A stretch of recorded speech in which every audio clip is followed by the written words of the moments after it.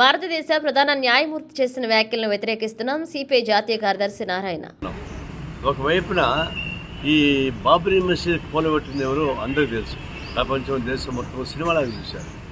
అట్లాంటి బాబ్రీ మసీద్ కేసు 5 మంది జడ్జి కేసు తీర్పిచ్చారు. న్యాయమైన తీర్పడతారు.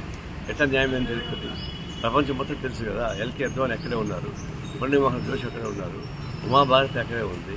అంతా కలిసి కూలగొట్టి డ్యాన్స్ చేసుకున్నారు. ప్రపంచం తెలుసు. తెలిసినా కూడా కొన్ని దోషులను గుర్తించడంలో నిరాకరించి దాన్ని తీర్పిచ్చారు. ఆ తీర్పుని తీర్పు అని చెప్తారు. ఆ తీర్పు సార్ ఎక్కడున్నారు? తీర్పిచ్చిన ఒక ఆయనేమో రాజ్యసభలో ఉన్నాడు, ఇంకొక ఆయనేమో ఆంధ్రప్రదేశ్ గవర్నర్గా ఉన్నాడు. ఇది కుట్టిపోయి కింద లెక్క. అది న్యాయమైన తీర్పుని అంటే చెప్తారు మీరు. లేదా మసీదు కూలగొట్టే రామాలయం కట్టారు. రామాలయం కడితే ఎల్కే అద్వాని రావద్దని చెప్పారు. ఎందుకంటే ఆయన కూల్చింది ఆయన కాబట్టి గిల్టీ ఉంటుందని చెప్పేసి బీజేపీ అదేసి వాళ్ళు లోపల గిల్టీకి ఫీల్ అవుతున్నారు. ఆయన వాళ్ళు కూల్చారు కాబట్టి ఆయనకు వస్తే బాగుండేమని.